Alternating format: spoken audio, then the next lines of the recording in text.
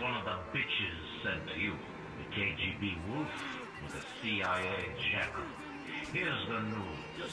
Rapture isn't some sunken ship for you to plunder.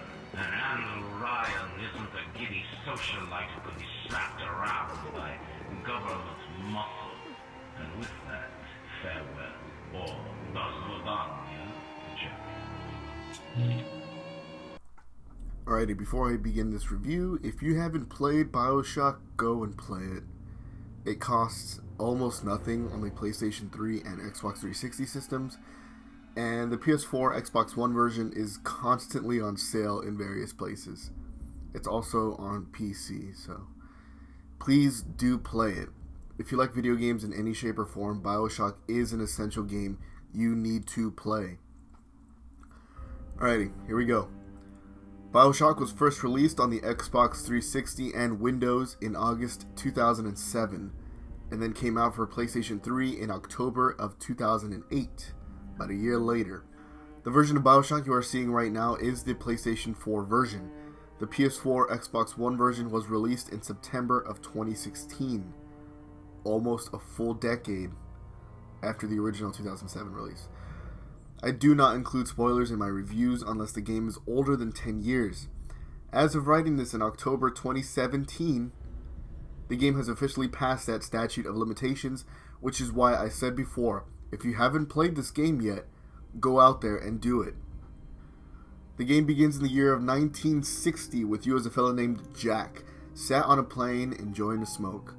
All of a sudden the plane goes down and you find yourself underwater and as the only survivor from the crash. Luckily the crash happened to just miss a lighthouse, so you swim ashore onto the lighthouse and you go inside. When you enter, you can't help but be in wonder of the decor. A giant statue with the words, "No gods or kings, only man." You descend further into the lighthouse to enter a small pod that takes you into the world of Rapture with a formal introduction to the city by the founder himself, Andrew Ryan. Now, as you resurface into one of the buildings, a man named Atlas asks you to help him help you. Save his family so you can all get out of Rapture. From the moment you enter Rapture, the initial wonder becomes awe, which then soon transforms into horror, all in a matter of seconds. So let's get down into it. Throughout the entire game, you are basically an errand boy. Your name is Jack, but considering your character is never named, nor does he ever speak, for the sake of simplicity, you're basically nobody. This is a good thing because it allows you to immerse yourself into this role more easily than that of a protagonist that has his own personality. Immediately when you enter Rapture, a man named Atlas takes you under his wing. You're looking to make it back home, and Atlas is looking to get his family and himself out of Rapture. Unfortunately for Atlas, you are his only hope of rescuing his family, so you essentially agree to help him. Not too soon afterwards, your actions catch the eye of Andrew Ryan himself, the man behind Rapture. Andrew Ryan, who's already lost his mind to paranoia, makes your journey more difficult. Thinking you're a CIA or KGB assassin out to get him, he tries to kill you and stop your progress multiple times while also feeding his own ego about how great he is. The story of BioShock is almost very much like an onion. At a simple glance, it's a simple story. You're just trying to get back home. But once you start peeling back the layers, though, the game becomes so much more. Since I'm not smart enough to do a thorough analysis, and this is essentially just a general review, let me just say that the number of themes and philosophies in this game are probably enough to keep an entire semester of English Lit occupied. As you continue to fight through Rapture to get to Ryan, as you continue to surpass everything Ryan does to stop you, he eventually sets the place to self-destruct, forcing you to face him personally. And it's when you do face him that made this game one for the books. There is no gameplay in this cutscene to cheapen the impact. You just sit there and you watch the entire part from Ryan revealing that you never had free will up until you beat him to death with his own golf club because a man chooses and a slave obeys. And you're a slave that obeys. Slave that obeys? Slave. Slave that obeys. Slave that obeys? Are you a slave that obeys? Fuck my life. And it's when you do face him that made this game one for the books. There is no gameplay in this cutscene to really cheapen that impact. You just sit there and you watch the entire part from Ryan revealing that you never had free will up until you beat him to death with his own golf club. Because a man chooses and a slave obeys. And you're a slave that obeys. You are a slave that obeys. So obey.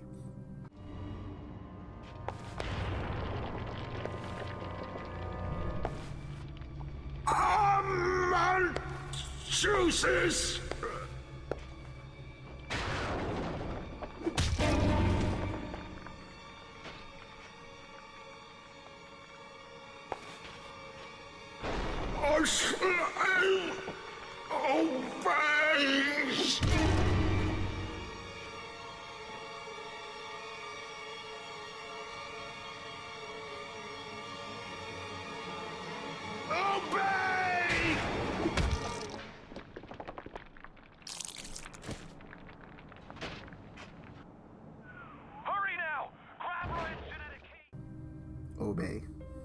Obey. Anyways, everything is great about this game, but I think it was that moment that I believe brought BioShock players together. That really unified players in the thought that, like, wow, we are really playing something special here. The story is not only well organized, but it's well written. With the exception of the final boss fight, nothing really felt out of place. Nothing felt jammed in. Everything felt real and organic. Everything felt like it was given a second thought, a third thought, a fourth, to really ensure that yes, this really fits in with the rest of the game nicely. Nothing is in this game for shock value or for scare value, but rather whatever is there that does scare or shock is a natural product of the overall story and backstory. Having freedom. Su Chang's drugs should have no hold on you. Take the bathysphere to Point Prometheus. It is time for this matter to be settled. Clinical trial protector system, plasmid lot 255. Dr. Su Chong, client Ryan Industries. Very frustrating day. I can't seem to get the damn big daddies to imprint on the little brats. The protection bond is just not for me. Get away. Maybe if I modify the genetics sequence. Sure. The sequence to allow for. Get away, you filthy little shit! What? What are you doing? Get back! Get back!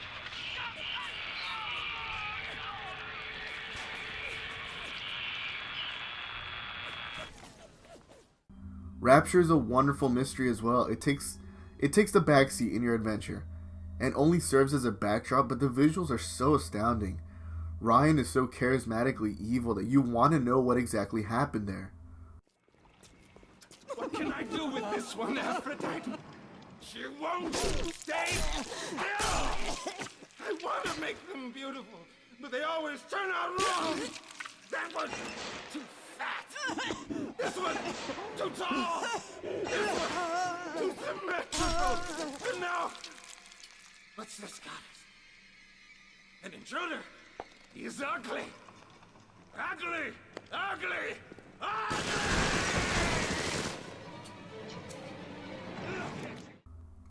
And if you want to know what happened, the story of what happened there is never spoon-fed to you. You have to play detective and connect the dots yourself. The dots in this game that you have to connect take in the shape of the audio diaries, where people would talk about Rapture during its highest point, during its lowest point, and at its breaking point. Rather than a lot of games that just offer audio diaries of what had happened to a specific place or just after everything went to shit, BioShock's variety of attitudes paint a beautiful picture of the idyllic Rapture that was ultimately flawed. Since by the time you arrive in Rapture, it already looks like a dumpster fire, and therefore all the major players that you interact with have already made their transformations into the people you encounter. However, just because all these people remain the same the entire game, it doesn't mean at all that they're boring or just one-dimensional. If you listen to the audio diaries, you'll hear the other sides of their personalities and what caused them to become the way they did. Like, it would be easy to just say Andrew Ryan is just a guy that yells at you the entire game, but if you heard the right audio diaries, you'll see his way of thinking, why he did what he did, what he struggled with, etc. The audio diaries aren't mandatory in the slightest, but if you want to enjoy this game to its fullest, you'll want to listen to as many as you can. Another big part of the game is the big daddy little sister relationship. Towards the beginning, you'll find yourself alone with the little sister, and you are given a choice to save her or harvest her. And harvest is just another word for killing them.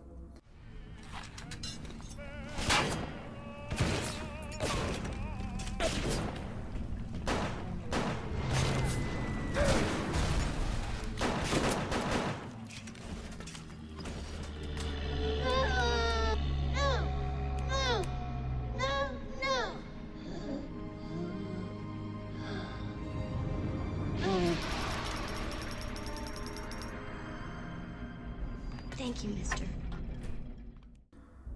What you do with all the little sisters throughout the game will change your ending. There is a system that if you harvest any or enough little sisters, you get the bad ending, and if you save them all, you get a good ending. The problem though is that there's literally no reason to kill or harvest the little sisters.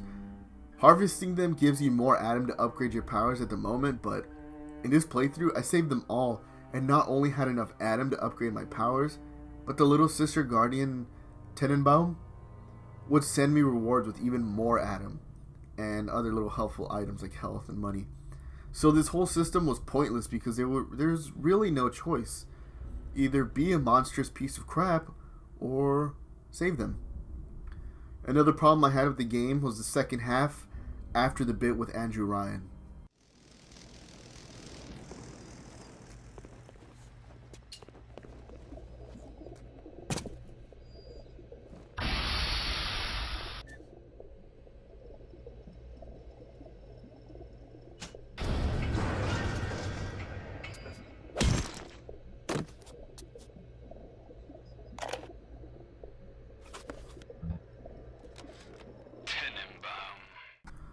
Something feels off about the entire second half of the game.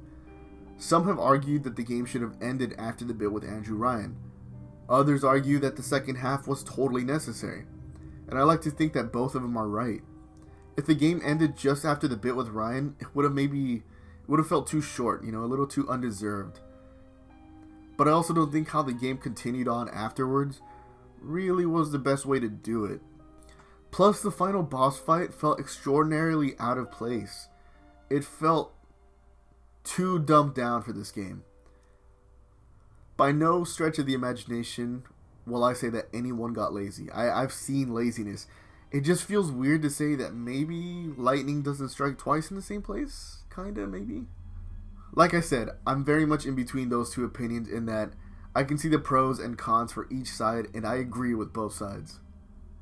I played this on the PlayStation 4 as a part of the BIOSHOCK collection, but I see absolutely no difference from this experience or from my original experience on the Xbox 360. Need to be judged by you? By anyone?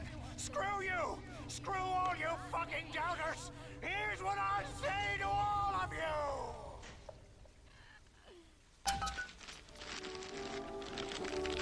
Fly away, little moth! Fly!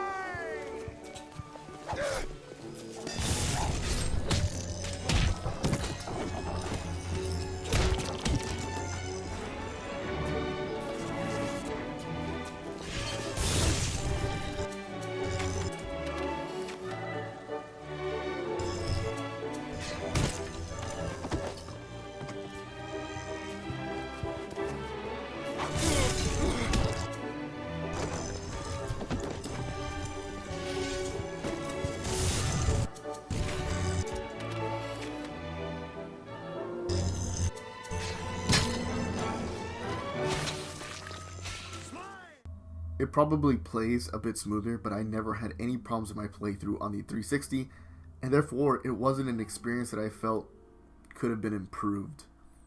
There is a distinct art style to BIOSHOCK in where everything is just slightly exaggerated enough to stray away from photorealism, but not enough where everything looks like a caricature. It works well in delivering some horrific images.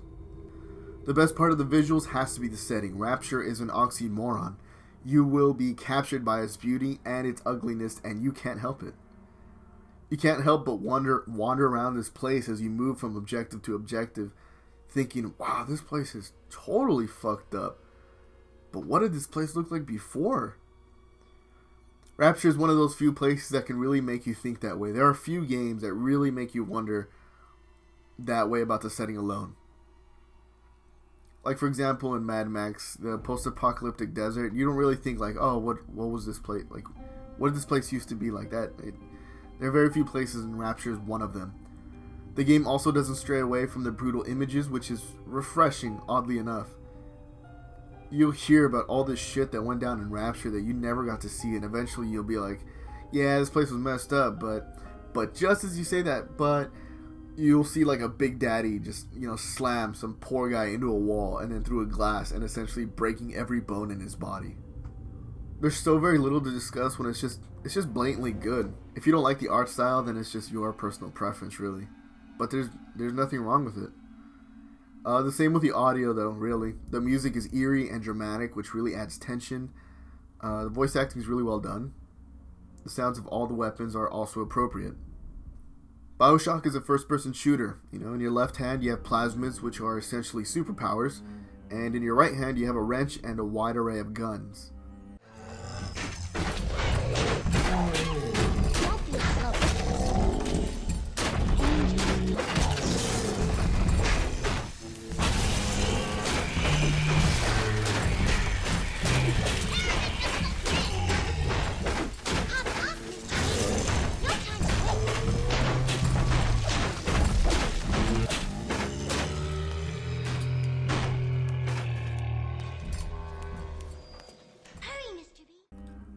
How you use any of these really depends on how you like to play. I played this after playing The Evil Within recently, and knowing the type of game this is, I treated it almost like a survival horror, so I used my wrench whenever I could and saved all the ammo for the big daddies. And for about three-fourths of the game, wow, I cannot say number. For about three-fourths of the game, it worked fine. I would use my electricity plasmid to shock and stun my enemies, and then use the wrench to beat them to death. I heard my brother and my best friend, they played with other plasmids, constantly using their guns, trying to get the sneak on them, using traps. There are plenty of ways to play BioShock, and you'll find your own way of playing. The controls are simple, it being a first-person shooter, which allows you to focus more on your gameplay style than on the gameplay controls. By default, left triggers are for the left, and the right triggers are for the right hand. It doesn't get any more simpler than that. There's no experience to be gained, and so upgrading is mostly just finding vending machines. There's a machine to upgrade a gun of your choice, and it's solo use. So if you're a fan of using your handgun, and you want to upgrade its ammo capacity, one of these machines will do that for you, but since it's only single use, you'll have to find another machine to upgrade the pistol's power. The other machine is a vending machine that takes Adam. Adam is gained by dealing with the Big Daddies and Little Sisters. Big Daddies will be the most challenging part of your journey. The Splicers are basically just people, but Big Daddies are like these dangerous, powerful bullet sponges. Luckily, there are never a ridiculous amount of Big Daddies, and they're never really close to each other, so fighting them is a fun little challenge for the level you're on. Plus, they're also optional. You don't have to fight them, although not fighting them doesn't really help you at all. Whatever you do with the Little Sisters, whether you save them or harvest them, you need Adam. Adam is the only currency a certain vending machine will take, and this vending machine helps you upgrade your health bar, your Eve bar, and special abilities. And once again, how you upgrade yourself is completely dependent on you and your playstyle. Because all I used was the electricity and the wrench, I didn't have to waste any Adam on extra plasmids or superpowers. I just went through the entire game using the bare minimum. So rather than spend it on a random plasmid that I'm not going to use, I just upgraded the plasmids I already had. Now, despite the creepy atmosphere and ambiance, the game is actually very action-oriented, so don't expect for the game to be passive ever. Once you're in a fight, you're in for a fight, especially with a Big Daddy. You can use the environment as a barrier between you and a projectile, but don't expect to be taking cover and the like. All in all, the gameplay really is simple. BioShock is one of the greatest games of all time, and for good reason. It's a well-crafted video game. When people bring up video games as an art form, it's not hard to see why when you've played games like BioShock. BioShock has had such a profound effect on its players in that it essentially plays tug of war with all of us. The game scares us and endears us. The game takes away but also empowers us. There are parts that bore us with errands, but there are also parts that motivate us and excite us.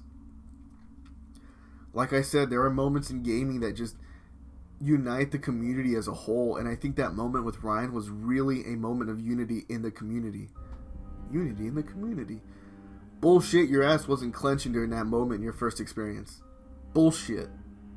Well, I saw that coming. Bullshit. The game isn't just profound as an emotional experience, but as a literary one as well. There is so much to this game that I couldn't even begin to cover completely. One of the things I loved about my English classes was that our teachers forced us to read, but they always allowed us to make our own opinions. There was never any of this means that, and that means this. I love that BioShock has that same feeling. If you watch this review without playing BioShock, shame on you. BioShock is a must-play for all gamers out there, and I love that everyone gets something a little different from each playthrough. Anyways, let's get down to the general summary of the game. BioShock is a wonderful story that ought to be experienced. My only problem with the story that most people have is the second half of the game, but it's hard to criticize when I don't have a better suggestion.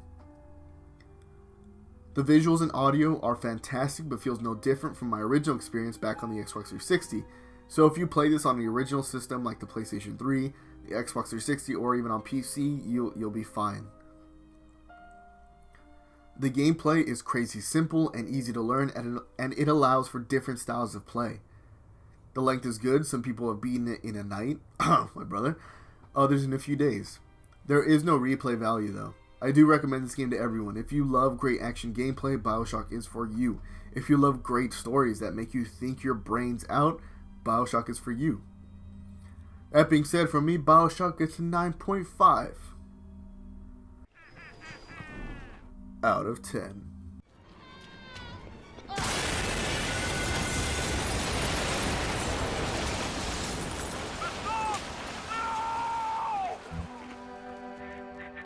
You ooze in like an assassin, and then you try to sneak out like a thief. You're no CIA spook. Who are you? Why have you come here? There's two ways to deal with a mystery. Uncover it, or eliminate it.